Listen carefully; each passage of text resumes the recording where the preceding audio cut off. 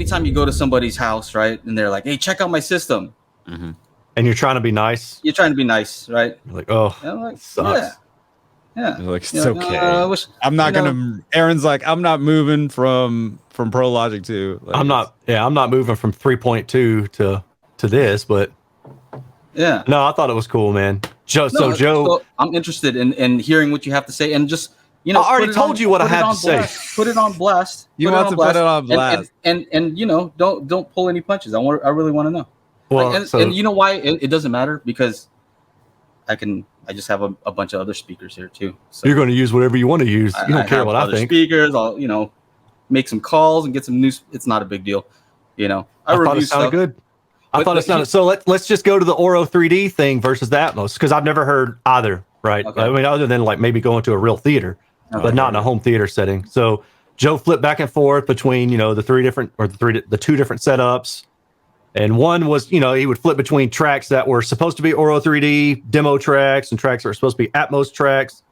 And the one thing that I consistently found with the Atmos was that you would always hear the difference in the bed layer versus what's the other layer you guys talk? So there's a bed layer and there's height layer. Okay, you would consistently hear those different speakers as if they're two different speakers. But with Auro, I don't know if it seemed like it went as high, but it blended better. And I think I like that better because it wasn't as stark of a difference. It wasn't like, here's this speaker at my eye level, and then here's this other speaker way up here in the ceiling. It was just like, oh, there's sounds going on in this area between, but it's not like binary where it's 1 and 0, It, like calling attention to itself, kind of like, hey, I'm here.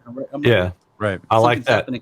Yeah. So if that is typical of Auro-3D versus Atmos, like if I were to demo that same thing in my own room, then based off of that alone, right, before all the haters jump on, just based off of that experience, I would have to say I like Auro-3D better than Atmos.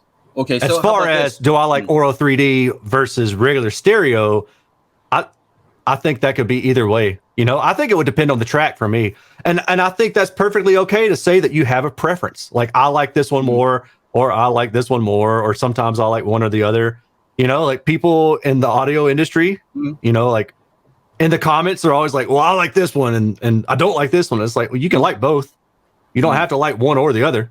Yeah. You can, hey, here's an idea. Take the button and switch to the one you do like for a little bit. And when you don't like it anymore, switch to the other one. We switched probably like 30 times, right? Yeah. I mean, there's nothing wrong with that. Like, I used to run rear fill in my car and I used to play around with it. Sometimes, certain tracks it would pull to the back too much, even when properly level matched. And then other times it would enhance the sound, the sound stage. It just made it have more ambiance. Yeah. So and I remember I was playing some tracks for you. I'm like, hey, tell me some tracks that you usually listen to. And then I turned, just went to stereo, but with subs. So it still had, calibration, but just stereo with the subs versus upmix the Auro. And I'm like, did it make it worse? Was my question to you, right? Did it everybody says DSP Hall effect, right? You know what those sound like if you ever press those, like hello, get that out of here, get that out of here right now, right? And all that. Right. So that was my question, was like, did it make it worse? And I remember going to Auro, or I had it on Auro first, and then went to stereo, and you're like, oh, that sounds flatter, right? Right. Yeah, I remember you saying that. At least with that one track, it just sounded like flat, like not frequency response flat, but just in terms of sound, it just sounded flat. Like, boom, there's a sound. That's it. There's no enhancement to it. Yeah. For better or worse, again, some people may prefer that. I don't care. It doesn't matter to me. Yeah. Depending on what mood I'm in, I might like one or the other more. So I think the whole idea is it's not, if it's not making it worse, right? And even if it's not making it like, oh, it's like a huge game changer, right? But if it's not making it worse and it's making it more enjoyable for you, right? I don't see what the issue is with everybody like, just use what you like. I think when I talked to Angela about it, she said that, what it might be is for the folks who already have an Atmos setup with some in-ceiling speakers, it's not that easy to try, right? It's not like, okay, well, I want to try it.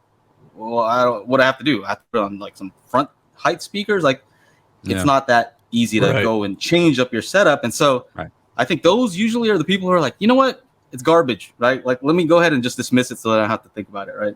It's probably trash. It could be. I mean, you listened to it that way and you thought it was not good. I didn't like it. I'm like, I don't understand what you're talking about, Chana. But then when I move the speakers to the front, I'm like, oh, all right, I see what it is. Yeah. So anyway, that's that. Yeah, I mean, it all depends. I mean, like if you think about people hiring, like, you know, installers and stuff. Hey, I want an Atmos setup. They're gonna immediately they're gonna go. Oh yeah, okay. Let's get you some in ceilings. Let's get you this. Let's get you that. Right. So, you know, there's that. Then they all of a sudden hear about Auro and they're like, oh, well, I'm not gonna. Yeah. I just paid for all this stuff to be installed. I'm not gonna like switch it out. You know, like for me though, you know, I didn't have a choice. Yeah. You know. So listen up out there. I get it. I understand why you may not want to switch, and that's fine. But if you do have the setup and you're willing to try it out, you know, what's wrong with trying something if it's not too much of a hassle for you? And if you're interested, then go for it. If you're not interested, then don't do it. Then that's fine. Yeah. Now, if you'd like to join us in the after show, make sure to become a patron. It would be patreon.com/daily HiFi, and you get to video chat, you know, kind of like this with us after the show. It's pretty awesome. You should check it out.